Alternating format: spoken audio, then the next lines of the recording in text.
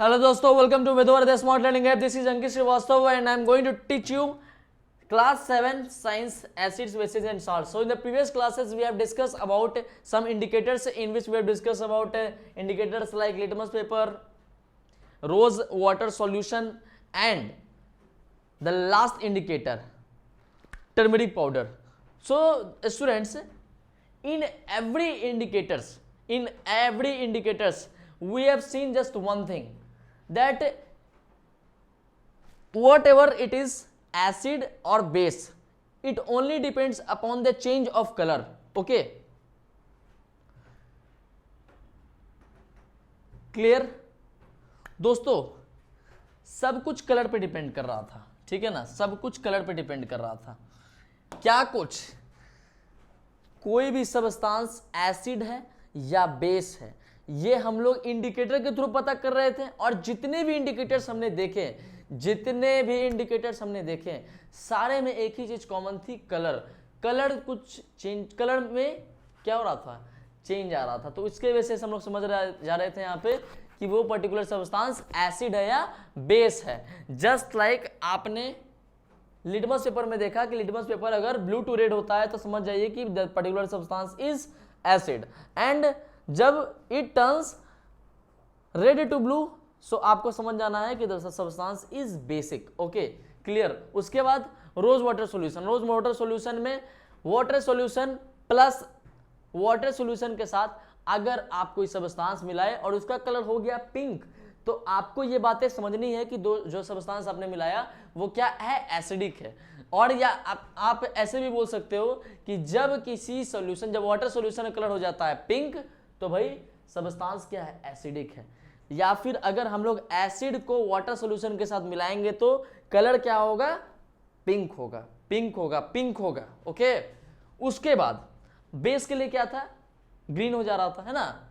Acid के लिए pink, तो फिर बेस के लिए ग्रीन। ओके, टर्मेरिक पाउडर में क्या देखा हमने कि टर्मेरिक पाउडर का कैसा कलर था, टर्मेरिक पाउडर का कलर कैसा था, कौन सा कलर था, बताइए, येलो। ओके, तो येलो में जब कुछ मिलाया, यानी कि टर्मरिक पाउडर में जब कुछ मिलाया और उसका कलर हो गया डीप रेड या डार्क रेड, तो हम लोग को समझ जाना है कि वो सब्सटेंस कौन सा सब्सटेंस मिलाया हमने भाई, तो बेस मिलाया, बेस। और वापस से उसको ओरिजिनल कलर में लाने के लिए, ओरिजिनल कहने का मतलब किसी भी चीज का अगर हम लोग बोलते हैं कि इसको ओरिजिनल फॉर्म में लाइए, मतलब कि वो जैसा था उसको वैसे ही लाइए, चाहे वो कलर की बात हो, शेप की बात हो, साइज की बात हो, anything. Okay, clear.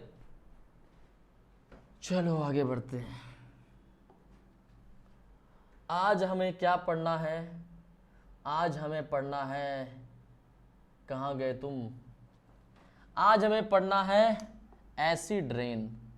Acid rain कौन सी बला है, एसिड रेन को समझना है हमें, ठीक है ना। एसिड रेन क्या होता है, क्या आप लोगों को पता है, रेन कैसे होता है, चलिए उसको समझते हैं। एसिड रेन समझने से पहले रेन कैसे होता है, यानी कि बारिश कैसे होती है, हम लोगों को पहले वो समझना ज्यादा जरूरी है, क्योंकि वो नहीं समझे तो फिर कुछ नहीं समझे।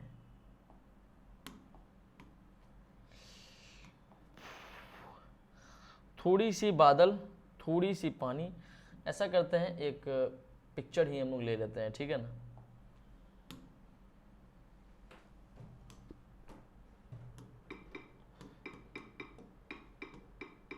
हम लोग वाटर साइकिल के थ्रू समझते हैं, मजा आ जाएगा।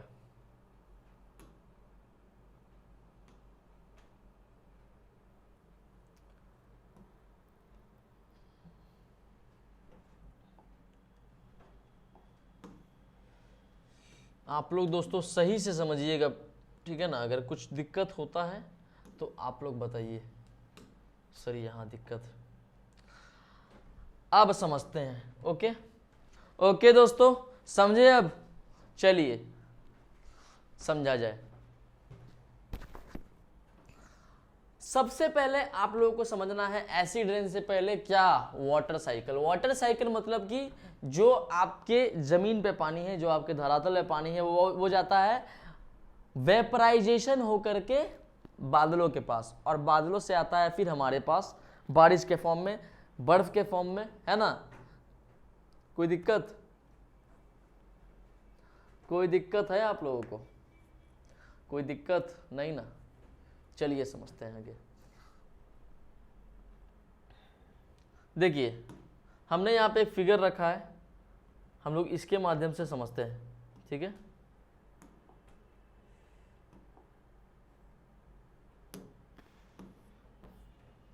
देखिए दोस्तों,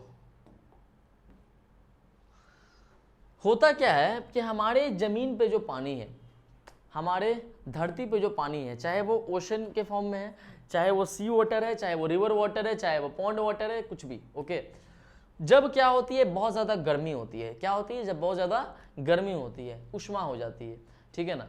तो वो जितना पानी है, मतलब कि अपर सरफेस पे जो भी वाटर होगा, अपर सरफेस पे, यानी कि अपर सरफेस पे, तो ये क्या हो जाता है, बहुत ही गर्म हो जाता है। क्या होता है, बहुत ही गर्म हो जाता है। और आपको एक रूल पता है कि जब पानी क्या होता है, गर्म होता है, तो वो लाइट हो जाता है। जब वाटर मॉलिक्यूल्स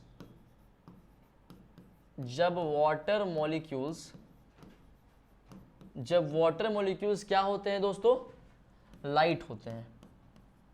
जब ये लाइट नहीं, ये क्या होते हैं, वार्म होते हैं, तो ये हो जाते हैं लाइट। लाइट मतलब हल्के।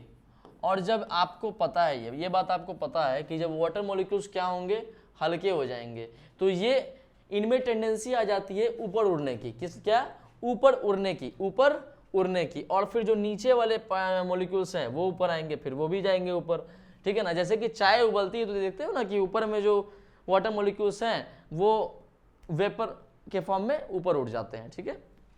तो देखिए अब ये यहाँ पे जो भी वाटर मॉलिक्यूल्स हैं ये ऊपर जाएंगे। कोई दिक्कत है आप लोगों को? कोई दिक्कत है आप लोगों को? नहीं ना।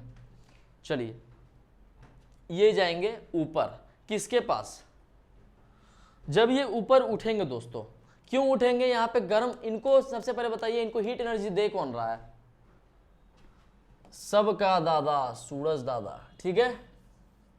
इनको हीट एनर्जी दे कौन रहा है, सन दे रहा है। कोई दिक्कत है? नहीं ना। अब जब ये ऊपर जाएंगे दोस्तों, जब ये ऊपर जाएंगे तो ये एक जगह एक्यूमुलेट होकर के बादल का फॉर्मेशन करेंगे। ये क्या होंगे, ऊपर जाकर के एक जगह एक्यूमुलेट हो जाएंगे। एक्यूमुलेट होना मतलब कि एक जगह पे ये क्या होंगे, एक्यूमुलेट हो जाएंगे, इकट्ठे हो जाएंगे। कोई दिक्कत? और जब एक्यूमुलेट हो जाएंगे तो आपको एक बात तो पता ही है, यहाँ पे जब दोस्तों ये एक्यूमुलेट हो जाएंगे तो क्या होगा, जब ये एक्यूमुलेट हो जाएंगे तो बादल का फॉर्मेशन करेंगे। क्या बनाएंगे, ये क्लाउड्स बनाएंगे। क्या बनाएंगे, क्लाउड्स बनाएंगे, ओके। अब देखिए ये क्लाउड्स इन्होंने बना दिया। अब डिपेंड करता है कि भाई क्लाउड बन तो गया, अब यहां पे देखना है कि चलिए शुरू में मॉलिक्यूल्स जा रहे थे ऊपर, बादल बना रहे थे, धीरे धीरे धीरे धीरे धीरे धीरे बादल का फॉर्मेशन हो रहा था और धीरे धीरे बादलों में पानी भर रहा था। आपके पास एक पॉट है दोस्तों, आपके पास अगर एक पॉट है तो भाई एक बात बताओ, क्या उसमें पानी भरेगा कि नहीं भरेगा? आप भरना चाहोगे तो पानी भर दोगे कि नहीं भर दोगे? भर दोगे, धीरे धीरे बढ़ोगे, धीरे धीरे बढ़ोगे। लेकिन अगर मैं बोलूं कि भाई इससे ऊपर नहीं जाना है, लेकिन अब इससे ऊपर चला गया तो पानी क्या होगा, नीचे गिरने लग जाएगा। क्या होगा, पानी क्या होगा दोस्तों, ये नीचे गिरने लग जाएगा हर तरफ से, ठीक है ना। आपको एक थ्रेशोल्ड पॉइंट दिया गया है, आपको उससे ऊपर नहीं जाना है। तो सेम होता है बादलों के साथ, जब बादलों में भी पानी भर जाता है, बादलों में भी दोस्तों पानी भर जाता है, तो वो क्या होता है, उसको निकलने का रास्ता चाहिए, ठीक है ना, उसको निकलने का रास्ता चाहिए, ठीक है। तो वो निकल जाता है कहाँ, वो निकल के चला जाता है नीचे। अब मुझे एक बात आप लोग बताइए, बोले सर क्या, सब्लिमेशन क्या होता है? सब्लिमेशन मतलब कि सॉलिड पार्टिकल, सॉलिड किसी भी मैटर के सॉलिड फॉर्म से गैस के फॉर्म में आना, ठीक है, कोई दिक्कत। अब ये बताइए गैस के फॉर्म में है तो उसके वाटर के फॉर्म में जाने का प्रोसेस क्या कहलाएगा? Yes right, condensation. ओके, तो कंडेंसेशन के मदद से ये क्या हो जाती है, जितने भी जो भी वाटर मॉलिक्यूल्स बादल में स्टोर्ड थी, इसके अंदर थी ना वाटर मॉलिक्यूल्स, अरे वाटर मॉलिक्यूल्स थी कि नहीं थी? तो भाई एक बोलते हैं पाप का घड़ा भरना, लेकिन यहाँ पाप का घड़ा नहीं है, यहाँ पे क्या है, अब इसकी कैपेसिटी होती है ना, अब एक रूम में आएंगे 20 लोग, आप कुछ कांच के उसमें डाल दोगे 100 लोग, तो फिर वही हो जाएगा Sirajuddaula battle of Plassey. Okay, तो भाई दिक्कत हो जाएगा, तो फिर ये जो भी इसमें वाटर मॉलिक्यूल्स होंगे वो नीचे आना चाहेंगे, ठीक है ना।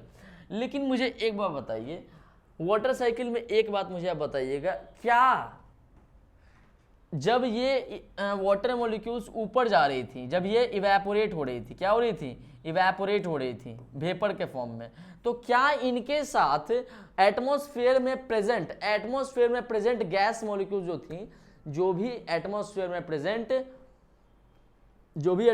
प्रेजेंट दोस्तों गैसेस थी, क्या ये उसके साथ रिएक्ट नहीं करती हैं? इतना समझ गए ना आप लोग? जो भी इसके साथ, समझिएगा बात को आप, ये जब ऊपर जा रही थी तो जितने भी गैस मॉलिक्यूल्स होंगे या फिर गैसेस होंगी, ये इसके साथ रिएक्ट करेंगे कि नहीं करेंगे? मुझे बताइए। करेंगी, एकदम करेंगी। अब एक बात बताइए भाई, गैसेस हैं, लेकिन अगर ये गैसेस हो जाए पॉल्यूटेड, भाई मुझे एक बात बताओ, गैसेस में आपको पता है, इतनी तो बात आपको पता है ना कि इसी टाइप की गैसेस होती हैं, लेकिन अगर ये गैसेस हो जाएंगी पॉल्यूटेड तो वाटर से मिलने के बाद, भाप से मिलने के बाद, इसमें से ये जो CO2 है ये बना लेगा कार्बोनिक एसिड, ये बना लेगा कार्बोनिक एसिड, ये बना लेगा कार्बोनिक एसिड, ये जो एक आपका सल्फर डाइऑक्साइड, ये जो N2O है, SO2 है, सल्फ्यूरिक एसिड, और ये बना लेगा नाइट्रिक एसिड। तो मुझे एक बात बताइए आप लोग, मुझे एक बात आप लोग बताएंगे, क्या ये सब जब एसिड्स बन जाएंगे तो क्या हमारे लिए अच्छी हैं? क्या हमारे इन्वायरमेंट के लिए अच्छी हैं? क्या ये हमारे इन्वायरमेंट के लिए अच्छी हैं? बताइए, क्या ये अच्छी है? नहीं ना। तो जब ये बादलों के पास जाएंगी, तो उस बादल में कैसा वाटर मॉलिक्यूल एक्यूमुलेट होगा? क्या वो बहुत ही साफ सुथरा होगा या फिर बहुत ही जहरीला होगा? जहरीला नहीं कह सकते हैं, एसिडिक बोलते हैं यहाँ पे, वो जो हो जाएगा काफी ज्यादा एसिडिक। अब आपके दिमाग में एक क्वेश्चन टिकल करेगा, आई नो, कि सर एक बात बताओ कि यहां पर ये सारी गैसेस जो भी हैं, जितनी भी गैसेस हैं, ये सब आई कहां से? ये सब सल्फ्यूरिक एसिड, कार्बनिक एसिड, नाइट्रिक एसिड बनी कैसे? ये तो जहरीली गैसें हैं सर, है ना। ये तो फिर जहरीली हो गई, क्या हो गई? ये तो जहरीली हो गई सर, ये तो टॉक्सिक है। ओके, कोई दिक्कत है? नहीं ना। तो ये सब हो जाएंगी किसके वजह से? आखिरकार ये रिजल्ट यहां पे क्यों आएगा? Due to pollution, due to carbon emission, due to factory pollution, due to contamination of factory product, due to contamination of gases here. Okay, तो भाई इन्हीं सबसे हो जाएंगी ये सारी गैसेस चेंज, किसमें? कार्बनिक acid, nitric acid, sulphuric acid, और यही सब घातक है किसके लिए? हमारे इन्वायरमेंट के लिए। तो जब ये जाएंगी जब ये वाटर मॉलिक्यूल्स के साथ मिलकर के जाएंगे क्लाउड्स के पास, तो क्लाउड भी कैसा हो जाएगा? एसिडिक, और जो उसमें से वर्षा होगी, यानी कि जो प्रिसिपिटेशन होगा वो भी क्या होगा? कैसा होगा? ये होगा एसिडिक। कोई दिक्कत है आप लोगों को? एसिडिक, जो प्रिसिपिटेशन होगा वो होगा एसिडिक। क्लियर दोस्तों, आप लोगों को बताइए, ये होगा एसिडिक। Okay, acidic. क्यों एसिडिक? क्योंकि भाई पहले यही गैसेस थी, पहले सिर्फ यही गैसेस थी इन्वायरमेंट में, लेकिन क्योंकि पोल्यूशन का लेवल बढ़ गया तो ये सब चेंज हो गई। किसमें? कार्बनिक एसिड, नाइट्रिक एसिड और एक सल्फ्यूरिक एसिड। नोट कर लीजिए इसको, इसको नोट कीजिए फटाफट से नोट कीजिए।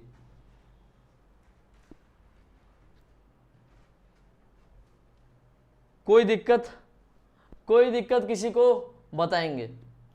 तो भाई अब इस बादल से कैसी बारिश होगी? एसिडिक ही होगी ना, बताया हो।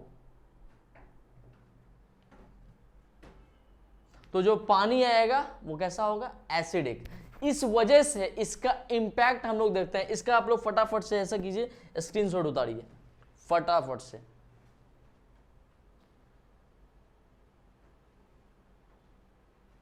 चलिए आगे बढ़ते हैं। तो इसका इंपैक्ट क्या होगा, वही मैं आपको समझाना चाह रहा था दोस्तों, वही मैं आपको यहां पे समझाना चाह रहा था। इसके वजह से हमारे दुनिया भर में जितने भी मॉन्यूमेंट्स हैं सब इससे इफेक्टेड हैं, ठीक है ना। चाहे हम बात करें Taj Mahal, one of the 7 wonders की, तो भाई इसका भी यही हाल है। लॉर्ड बुद्ध की सबसे बड़ी मूर्ति, लॉर्ड बुद्ध की सबसे बड़ी मूर्ति जो कि अफगानिस्तान के पहाड़ में है, जिसको कि अभी तालिबानियों ने पूरा डिमोलिश कर दिया है। हालांकि उसको रिवैम्प किया जा रहा है, चलिए कोई बात नहीं। तो भाई इससे काफी ज्यादा नुकसान पहुंच रहा है। आप देख सकते हैं कि ताजमहल कैसा था और कैसा हो गया, येलोइश हो गया है, ठीक है ना। अब मुझे बताओ कि भाई अगर कोई साफ सुथरी चीज है उस पर एसिड डालते जाओगे तो क्या उस पर उसका इंपैक्ट नहीं पड़ेगा? तो इसी इंपैक्ट के कारण जो भी मॉन्यूमेंट्स हैं वो साफ सुथरे से हो गए हैं येलोइश, यानी कि उनपे एसिड रेन का प्रभाव है, इसी वजह से वो उनमें ऐसा चेंज देखने को मिल रहा है, ठीक है ना। और सिर्फ यही नहीं, हम रेड फोर्ट की बात करें, हम ताजमहल की बात करें, हम और भी मॉन्यूमेंट्स की बात करें तो उन सब पे आपको इसका प्रभाव देखने को मिल सकता है। कोई दिक्कत है? सिर्फ यही मॉन्यूमेंट्स क्यों? अरे भाई इसमें क्या है कि आपका कोई ग्लास वगैरह का यूज नहीं है, इसमें ओरिजिनल रॉक्स का यूज किया गया है। ताजमहल किससे बना है? मार्बल, मेटामॉर्फिक रॉक, ओके ना। तो रॉक से बनाया गया, ये सब रॉक से बनी है। और आपको पता है कि एसिड रेन से प्रभावित होती है रॉक। अरे हमारे पास जो टाइल है, हमारे पास टाइल वगैरह है, तो ये सब तो फिर भी थोड़ा टॉलरेबल है, ठीक है ना। लेकिन ये इसमें अच्छा बताओ, रॉक को आप यूज कर रहे हो, मार्बल यूज कर रहे हो, क्या उस पर कोई पेंट चढ़ा रहे हो? नहीं ना। आप ये रॉक से बनाए लॉर्ड बुद्धा की मूर्ति, तो आप इसे पेंट चढ़ाए ताकि जिससे ये कोरोजन को रेजिस्ट कर सके, एब्रेशन को रेजिस्ट कर सके? नहीं। दुनिया भर की मॉन्यूमेंट्स इससे तबाह हैं। तो भाई एसिड रेन में अभी तक हम लोगों को समझना था यही बात है, ठीक है ना। इसके बाद दोस्तों जब मैं आपसे मिलूंगा तो मैं आपसे इंडिकेटर में थोड़ा और आगे की बातें करूंगा, और आई होप आपको एसिड रेन क्लियर हो चुका होगा। कुछ नहीं है, सिर्फ वाटर साइकिल दिमाग में रखो। और दूसरी चीज दिमाग में रखो कि भाई जब इवेपोरेशन होता है तो जितने भी मॉलिक्यूल्स हैं वाटर मॉलिक्यूल्स, वो एयर मॉलिक्यूल्स यानी कि जो गैसेज हैं CO2, NO2 या फिर SO2, ये सब के साथ रिएक्ट कर जाती हैं और बना देती हैं कुछ ऐसे एसिड जो कि इस एसिड रेन का मेन सोर्स है, ठीक है दोस्तों। फिर मिलते हैं नेक्स्ट क्लास में। Thank you so much.